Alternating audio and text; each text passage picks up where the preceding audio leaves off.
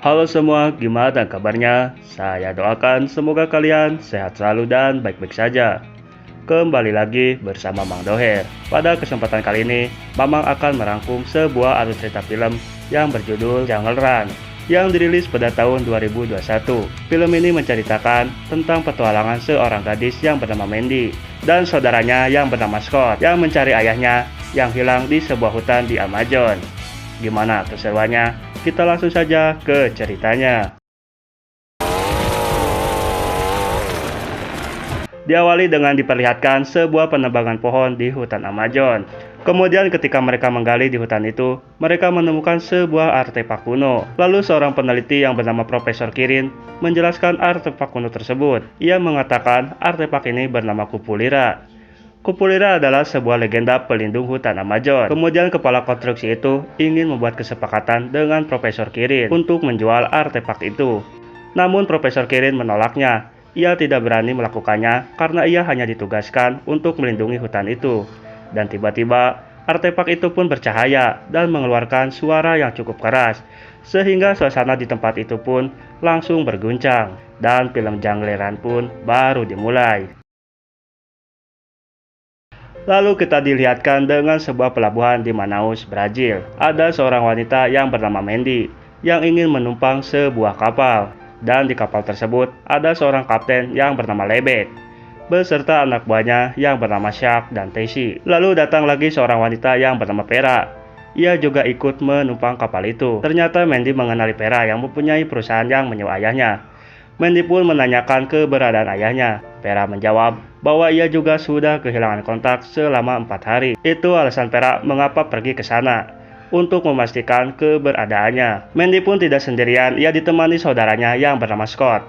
Meskipun terlambat, tapi akhirnya ia berhasil menumpang kapal itu. Singkat cerita, mereka berhenti di sebuah pemukiman di hutan itu. Namun di desa tersebut sudah kosong, ditinggal para penghuninya. Kemudian Scott menemukan jaket dan berkas-berkas ayahnya. Di buku ayahnya, Scott menemukan sebuah kata yang diulang-ulang, yaitu Sam Saida. Vera yang mendengarnya pun kaget dan seperti tahu dengan kata itu. Lalu Vera pun pergi untuk mencari sinyal. Tiba-tiba Vera dikagetkan dengan puluhan katak yang ada di depannya. Lebek pun menyuruh Vera untuk mundur ke arahnya, dan mereka pun berlari. Katak itu sempat menggigit kaki Lebek, dan Lebek pun panik dan menyuruh Shark untuk memotong kakinya karena ia takut racun katak itu menyebar. Namun kemudian datang seorang pria warga di sana memberitahu Lebek bahwa katak itu tidak beracun dan dia akan baik-baik saja. Lalu Mandy menyuruh Shark menanyakan ke pria itu kenapa desa ini kosong. Kemudian pria itu menjawab kehancuran Amazon telah membangunkan Kurupira yang membuat warga di desa takut dengan murkanya. Itu mengapa alasan desa ini kosong. Shark pun menanyakan keberadaan ayahnya Mandy. Pria itu pun mengatakan bahwa Profesor Kirin sudah terpengaruh dengan Kurupira itu. Kemudian pria itu memberitahu bila ingin menyelamatkannya, mereka harus mencari jantung hutan dan menghancurkannya. Itu akan membebaskan ayahnya.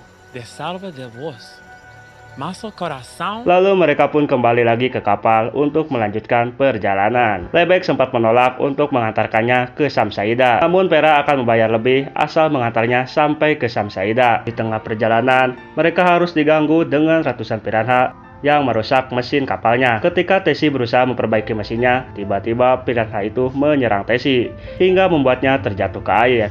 Tessie pun menjadi korban keganasan piranha-piranha tersebut.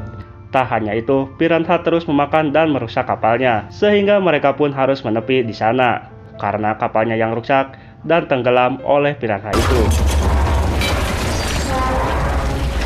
Di sisi lain, ada seorang pria di sebuah tempat di hutan itu.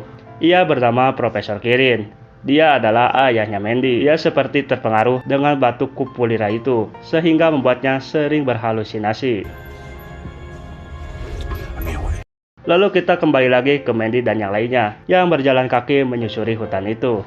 Namun tiba-tiba mereka dikagetkan dengan sekumpulan buaya yang menghampirinya. Karena panik, mereka pun lari sekencang-kencangnya, sehingga membuat mereka menjadi berpisah.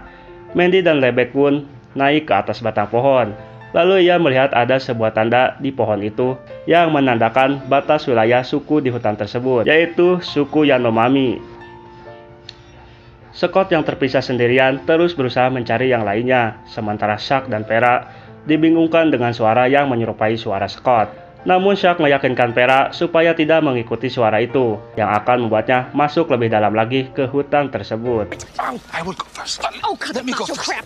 Kembali ke ayahnya Mandy yang masih berhalusinasi. Ia mendengar suara Mandy dan Scott. Ketika ayah keluar, ia langsung dikagetkan dengan kemunculan seekor ular monster hingga membuatnya masuk ke dalam lagi.